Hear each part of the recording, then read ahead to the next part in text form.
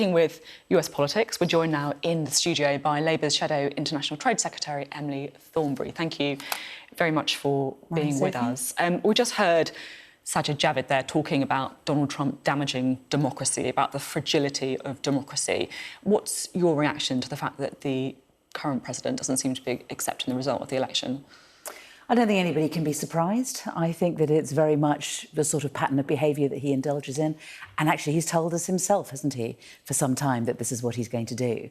I think what's important is that we all stand united, those of us that are interested in democracy and supporters of Western democracy in particular. This is the biggest democracy in the West.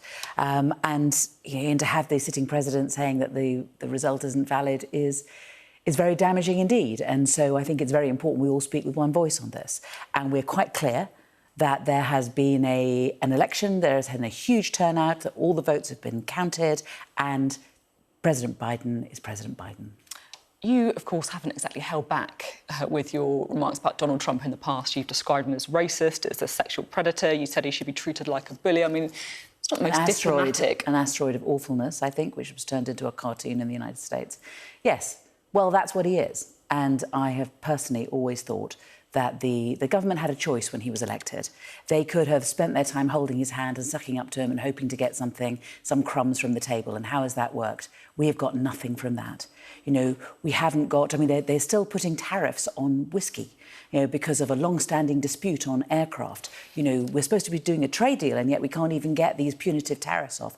We can't even get the killer of poor Harry Dunn, back to Britain in order to face our justice. All of these things, the Prime Minister has gone personally to his good friend, Donald Trump, and asked for these things. Why do you think he's a good friend? And why do you think the government sucked up to him? Well, I think they thought...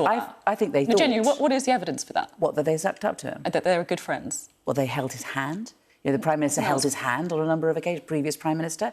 We've seen the way in which they have never criticised. They have never said that they disagreed with him. Even during the election itself, we've heard them being mealy-mouthed and not standing up. But isn't that it's a democratic election, isn't it? Yes. You wouldn't expect people to be criticising a candidate while a democratic election is going on with one of our most important allies. Also, if you look at, for example, in policy terms, there's quite a lot of clear water between Boris Johnson and Donald Trump, isn't there, on things like trade, on things like Iran, on things like climate change? OK, so where do you want me to start? So let's start with, yes, I understand during an election, it would be wrong for foreign powers to be intervening, for heaven's sake. But once the election has finished, and once the votes are being counted, and you have the President of the United States saying that the vote is not legitimate, then I think that our Prime Minister should have stood up, along with the German Foreign Minister, along with the Irish Prime Minister, all kinds of international figures, and said, this is not the behaviour that we expect, this is wrong. So I think that's that. I think that of course, there are some policy differences between Britain and the United States, and thankfully now we are going to have a president who will be more in line with our policies and with what we think is the right way of behaving. But there has been a general approach, a populist approach from Boris Johnson, which I think he has had in common with Donald Trump. And that is why they have had such a close friendship. That's why they have been so mutually congratulatory, and it'll be very difficult, I think. It's not impossible, but it'll be very difficult to move from that to being close to Joe Biden. I understand that. Do you think that, obviously, there are many valid criticisms that people make about Donald Trump, but at the same time, he has, when you look at international affairs, he's reset the relationship with China, he's tried to make approaches to North Korea.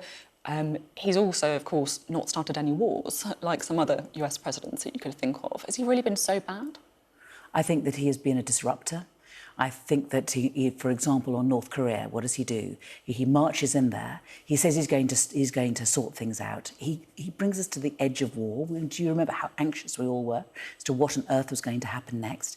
And then he pulls back and thinks that it can all be done by way of a friendship, and yet nothing has been achieved. And look at the amount of time that we've wasted, and what have the North Koreans been doing in the meantime? We have seen the way in which he withdrew support from the Kurds, who were, working with the West. and just basically left them to their fate. He has been a disruptor. He has undermined international institutions. Look what he's done to the WHO. Look at the fact that we keep talking about the World Trade Organization. The World Trade Organization doesn't have a court that properly works because the appeal court doesn't have enough judges, because Donald Trump keeps saying he's not prepared to have the judges whose names are put forward. So we don't have an appeal court in the WTO. So the Conservatives say, oh, it's fine, we can go into a world run by the World Trade Organization, and yet the World Trade Organization is fundamentally dysfunctional because of the behaviour of Donald Trump, amongst other things. No, he has not been a good thing for the international world rules-based order, and now we have with Joe Biden somebody who does understand that we need to work together. It is not a question of America first, it's a question of the world first, and the only way that's going to work is if we work together. You are clearly much happier with the idea of a Biden presidency than a Trump presidency. I don't think that would surprise anybody. No. But I just wonder, with your shadow international trade secretary hat on, are you concerned that actually Joe Biden is going to be tougher to do a trade deal with post-Brexit than Donald Trump, who said that because of the special relationship, Britain would be at the front of the queue? So I think that what we have to do is we have to kind of unpick this a little bit, because Donald Trump and Boris Johnson may have been talking about a trade deal, but there have been all kinds of problems in reality with trying to get a trade deal together. So if we talk about, agriculture, then when we have looked at it, we have realised that we haven't wanted to have agricultural products come into Britain that are produced in a completely different way. But do you think Joe Biden will be easier? No, all I'm saying is that the reality is that actually getting an all-singing, all-dancing trade deal is something that takes many years and is quite complex and quite difficult to put together. I think that the right approach would be for us to say, yes, of course we want to increase trade. And one of the things that we now have in common with the new president is our commitment to climate change. Mm-hmm. Now, we should be working with them in order to be able to tackle climate change together. And actually, there are all sorts of opportunities in terms of jobs and growth in that. Let's work together on that. Mm-hmm. But let's also then, as the next thing, is make sure that we have a proper deal with the European Union, with whom we do half of our trade, and that we're not undermining the Good Friday Agreement, and then we can move on to working with the United States further on other areas where we could increase trade. At the moment, we do 18% of our trade with the United States. We do 48% of our trade with the European Union. We have to kind of keep these things in that sort of perspective. OK. Now, while I've got you, I'm keen to talk to you about Jeremy Corbyn being suspended from the Labour Party for saying that allegations of anti-Semitism were overstated. Of course, it comes after that report by the Equality and Human Rights watchdog that said that Labour had acted unlawfully. Have you spoken to him since then? I haven't spoken to Jeremy. I'm probably going to be seeing him today, obviously because it's Remembrance Sunday. But, no, I have not spoken to him directly. You, of course, were in the shadow cabinet with Jeremy Corbyn. Yes. A time when you were all going around, knocking on doors, giving interviews, saying that he should be in number 10. Yes. And now you're saying it's right for him to be suspended from Labour. Do you regret being in the shadow cabinet with him? Well, the first thing is that I am not expressing an opinion about the disciplinary process in relation to Jeremy, because it has always been my firmly held view that it is not for politicians to make decisions on this front.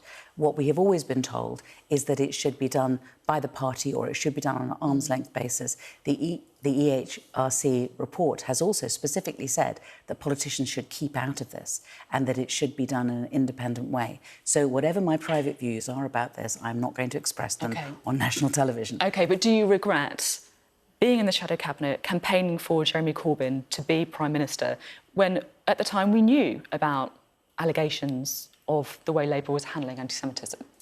So I think that it's quite clear I'm on the record. I was on record at party conference, in the media, and I think that some of these books that have been written about what was going on behind the scenes make it clear that I was saying in private what I was saying in public. So if you thought that, then why were you staying in the shadow cabinet? Because I felt that it was a struggle, but that we were going in the right direction. So that, the processes had taken too long to improve, but they were getting better.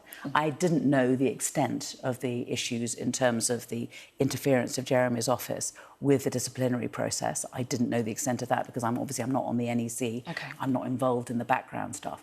But I knew that we were making progress. It was a struggle, but it was the right place for me to be, was to be there, making sure that we were going in the right direction. We're at time, but I just want to squeeze one last thought in. We're in coronavirus lockdown. Yeah. If you knew your neighbours were breaking the rules, having some people over for dinner, would you report them to police? No, but I would talk to them about it. OK, fair enough. Emily Thornberry, thank you very much for being on the programme today. Thank you.